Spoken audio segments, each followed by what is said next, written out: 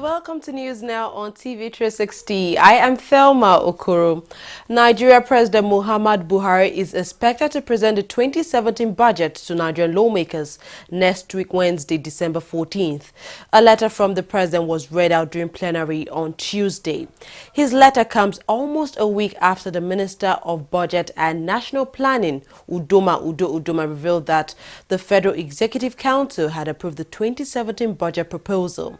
Udoma had explained that the budget has an oil benchmark of 42.5% per barrel, while the 290 naira per barrel but dollar benchmark has had to be adjusted. The total amount for the budget is estimated to be 7.02 trillion naira. The Inspector General of the Nigerian Police Force, Ibrahim Idris, says at least 10 people have been arrested for sexually abusing women and girls in internally displaced persons camps in northeast Nigeria. The police head says the arrested persons include 3 army personnel as well as 1 prison official, 1 Air Force official and a staff of the Borno Ministry of Agriculture, as well as 2 members of the Civilian Joint Task Force. A report published in Human Rights Watch in October this year detailed how government officials abused and raped women living at IDP camps in Borno State. The report documented sexual abuse, including rape and exploitation, of 43 women and girls living in 7 internally displaced camps in Maiduguri, the Borno State capital. 4 of the victims told Human Rights Watch that they were drugged and raped, while 37 were forced into sex through false marriage proposals and material and financial assistance. The police chief says after the investigation, any suspects found guilty of the offense would be dismissed and prosecuted. The United Nations has launched a record humanitarian appeal asking for $22.2 billion in 2017 to help almost 93 million people hit by conflicts and natural disasters. More than half of the money will be used to address the needs of people caught up in crisis in Syria, Yemen, Iraq and South Sudan. In Nigeria, the UN has doubled its humanitarian funding appeal for Northeast Nigeria to $1 billion in 2017 alone. The UN Office for the Coordination of Humanitarian Affairs says some 75,000 children are at risk of starving to death in the region over the next few months if they don't receive any assistance. The Nigerian Air Force has increased the number of aircrafts in its fleet with the latest procurement of 4 Super Mashak trainer aircrafts from Pakistan. The purchase is aimed at boosting the military in its efforts to end the insurgency by militants in the northeast and oil militants in the southern region. Nigeria bought the warplanes and helicopters from Russia and Pakistan following the refusal of the United States to sell arms to the country. Now, despite appeals from President Muhammad Buhari's government, the U.S. has refused to lift its ban on the sale of weapons to Nigeria because of what it describes as the military's poor human rights record. What you have here are 4. Our 10 are coming in. These 4 are given to us by Pakistan at no cost to Nigeria. Both the airplanes, the maintenance team that are here, as well as the pilots that will support us build capacity, are given to Nigeria at no cost at all. For the time being, we have our brothers from Pakistan that are here to support the operation of the aircraft, to also train our personnel. We have our personnel that are in Pakistan training now. So very soon they will come back and then take over the maintenance. And in terms of modernity, somebody just conducted us around. Glass cockpit, what else are you looking for? That's the most modern cockpit you can think about. So I think we are having the right machine, and it will really go a long way in enhancing what we are doing here. What is important is that we must train our Nigerian pilots to the best of the PF's abilities, and for this we have to support this aircraft 100%. So initially, like we push these aeroplanes here, while the contracted aeroplanes will come maybe 6 months down the line, we'll support them 100% so that these aeroplanes can keep flying. I mean, with these aircraft you can fly each aeroplane 3 to 4 sorties very comfortably a day, and the maintenance is very simple. I think you'll be very glad to have this aircraft with you. The induction of this particular aircraft would further enhance the capability of our airmen and women It is meant to train our Air Force and in various processes of flying. Ultimately, we hope with the introduction of this aircraft, the capacity of our pilots will be further enhanced, even beyond the interim fight against insurgency. The Nigerian Police Service Commission has released the names of successful candidates in its just concluded recruitment exercise. In a statement issued on Tuesday by police spokesman Ikechukwu Ani, the commission said the recruitment exercise was based on merit and on federal character. The names of successful applicants have been uploaded in the Commission's website and the Nigerian Police Force website. Applicants have been advised to check for their names in the two sites, while the date for the interview will soon be communicated to the successful individuals. The African Development Bank has approved the sum of $600 million to support Nigeria's dwindling economy. President of the body, Akinwumi Adesina, confirmed the loan approval while fielding questions from journalists at the 11th African Economic Conference in Abuja. He says the loan is going to help in many ways to stabilize the Naira and support the government in its attempt to diversify the Nigerian economy. He also stated that he was optimistic that Nigeria would be in a good position to significantly attract some amount of foreign and direct investment, which it needs to help balance the economy. The Muslim rights concern MURIC has condemned the Kaduna State government for declaring the Shiite Islamic Movement of Nigeria an insurgent group. The civic group described the action of the Kaduna State government as, quote, a very dangerous dimension. The government has said it would prosecute the detained leader of the sect, Ibrahim El-Zakzaki, for all the other crimes his group had committed in the past 30 years. El-Zakzaki and his wife have been detained without trial since December last year, after soldiers killed over 300 members of the group. Now, the soldiers accused members of the group of blocking the road and plotting to kill the chief of army staff, Tukur, a claim the Shiite sect has since denied. The importation of vehicles into Nigeria through the land borders has been banned by the federal government. The prohibition order covers all new and used vehicles in the country, and the ban is sequel to a presidential directive restricting all vehicle imports to Nigeria seaports alone. The order takes effect from January 1st, 2017. Nigeria has pledged to introduce strict standards to ensure that toxic fuel imports from Europe are banned from the country. The United Nations said on Tuesday that the decision could help improve the health of more than 250 million people. 4 other West African countries also agreed to stop the importing of toxic fuels. The UN Environment Programme said Benin, Togo and Ghana, as well as Ivory Coast, pledged to introduce strict standards to ensure they use clearer and low-sulfur fuels for their vehicles, effectively stopping Europe from exporting what it calls its dirty fuels.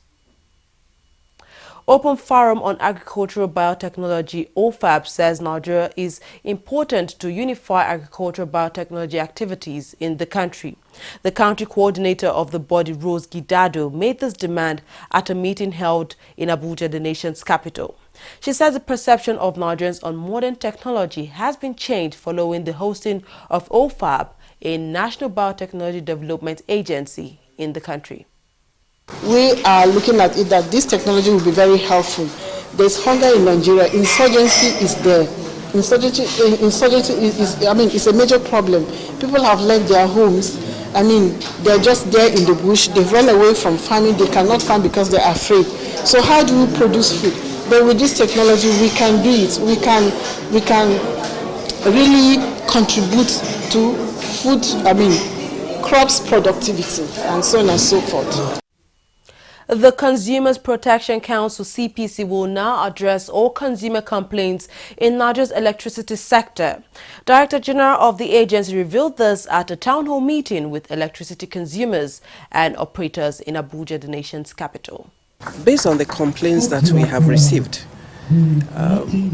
electricity distribution is the top of the complaints, and working with the MacArthur Foundation, we designed a program where we can interact with consumers themselves bringing the relevant stakeholders, the distribution company in Abuja, the regulator, the NERC and NEMSA, and the global coordinator of electricity production, ANED.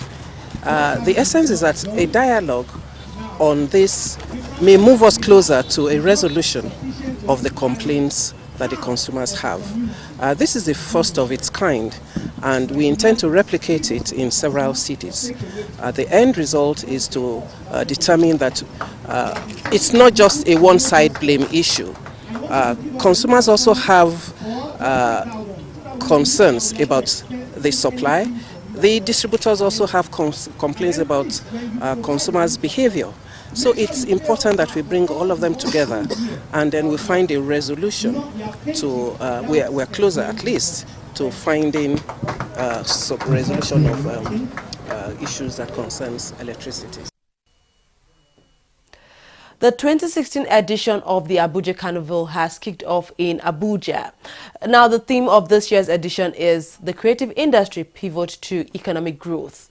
The carnival began with a street procession which took place from the old parade ground through some designated routes, then had a final stop at the Eagle Square.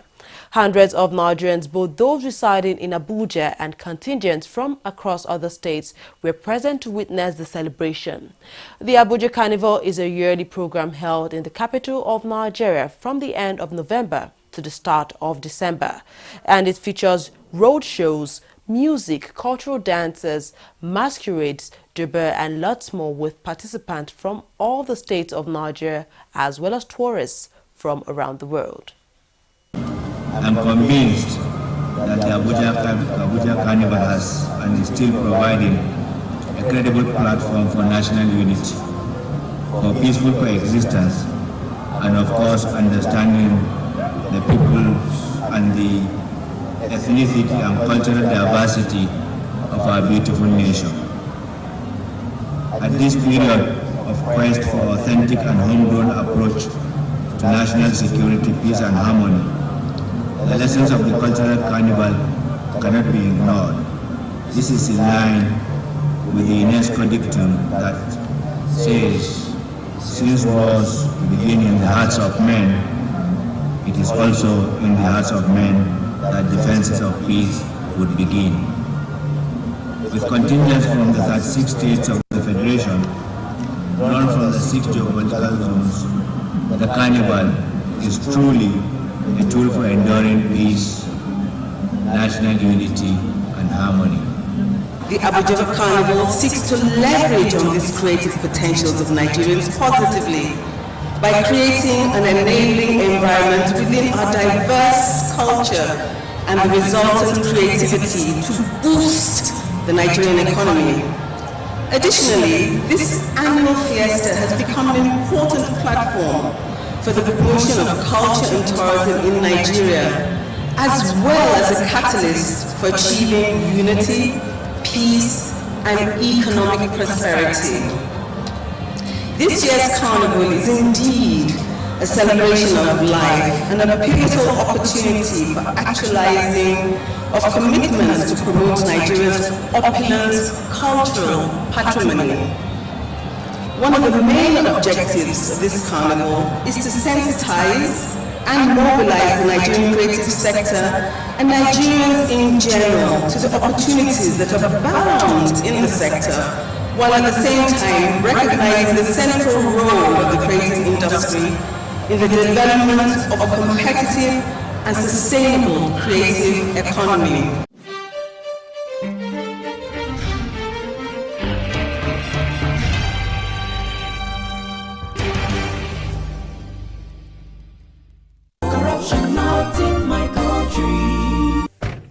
What is wrong with you, man? Saying no. Tell them I drove for more than 1 hour. Yeah, me. Ọ̀rọ̀ yín náà ni mò ń ṣe. Ọ̀rọ̀ yín náà ni mò ń ṣe. Ká kúrò fún Ọlọ́run. Ká satisfy yín níbi ọ̀rọ̀ yín náà ni mò ń ṣe. Ẹ wo jẹ́ ká lọ jàre. Ká kúrò ń bí báyìí. Ẹ jọ̀ọ́ ẹ má bínú. Hello ọ̀gá. Màá dọ́dọ̀ yín lẹ́sẹ̀ yín. I'm assure you 5 minutes. Màá dọ́dọ̀ yín. Ẹ gbà bẹ́ẹ̀. You are deceiving another customer just like you deceived us. The same way he deceived us. Eh? Why? Ètò ni iṣẹ́ yìí. bó o bá kúrò ò lè jẹun ò lè jẹun bó o bá kúrò ò lè jẹun ìyá mi bó o bá kúrò ò lè jẹun workshop mi lélẹ́yìí ibi tí èèyàn bá ti ń ṣe ló ti ń jẹ ìyẹn ló ń pè ní workshop ibi tó bá ti ń work ní kó má ti shop. You cannot base your business on lies. Koda now, it is corruption and it cannot work. Not in my country. Corruption not in my country.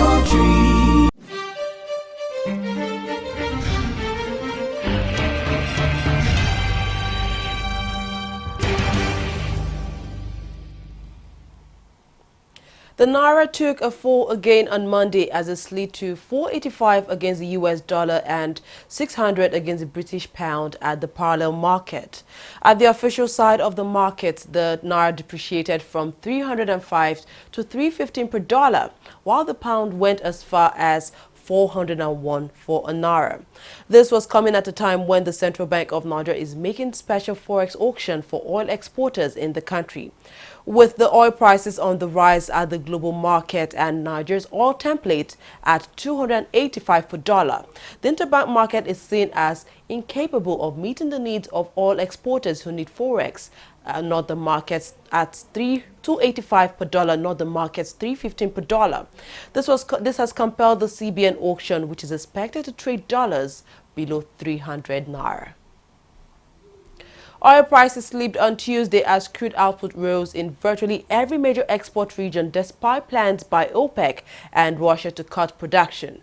This has triggered fears that a fuel glut that has dodged markets for over 2 years now might last well into 2017. International Brent crude oil futures were trading at $54.64 per barrel, while U.S. crude was at $51.39 per barrel. Traders and analysts say the boost from last week's decision by OPEC to cut crude production had faded and the cartel's promise had been undermined by data showing rising production from within its member countries and Russia. Clashes between a tribal militia and security forces in the province of Central Congo has killed at least 31 people over the weekend. The conflict in Kasai province started after a row between an uncle and a nephew over who had the title to a local chieftaincy title, before Congolese forces stepped in to try to restore order. More than a decade after the 1996 to 2003 war that killed millions, the mineral-rich country remains a tinderbox of armed groups and ethnic militias. A Gambian opposition leader who had been thrown in jail for taking part in a protest has just been released. Oseino Dabo had been freed along with 18 other detainees just days after President Yahya Jammeh lost Thursday's presidential election to property developer Adama Barrow. The men were arrested in April this year at a demonstration over the alleged death in custody of an activist. Nigeria on Monday crashed out of the doubles and singles event of the 2016 ITTF World Junior Championships in South Africa. After finishing 17th and 18th in the boys and girls team events respectively, Nigerian table tennis players crashed out of the boys doubles, the girls doubles and the mixed doubles. Nigeria also could not progress beyond the group stages of the boys and girls single qualifying rounds in the tournament. The governing body of South American soccer has awarded Brazilian club, which lost most of its players in an air crash last week, the Copa Sudamericana Championship. In a statement issued on Monday, Combo said it had awarded the title as a posthumous homage to the victims of the fatal crash that leaves our sport in mourning. It said the decision was reached after directors of Atlético Nacional, the club side built to play against Chapecoense, asked it to award the Brazilian side the title. Combo also awarded its opponents in the final, Colombia's Atlético Nacional, a fair play award. Meanwhile, Brazil and Colombia said they will play an international friendly in January next year in honor of the victims. The English FA has charged Manchester City and Chelsea for failing to ensure their players conducted themselves in an orderly fashion during the league match last Saturday. The incident happened in the final minute of the match against City's Aguero, who was sent off for a tackle on Chelsea's David Luiz. Players of both teams clashed, and City's Fernandinho was also sent off after he clashed with Chelsea's Fabregas during the melee. The FA has also decided not to charge Fabregas for his role in the incident. That's all we have at this hour. Thank you very much for watching. I'm Thelma Okoro.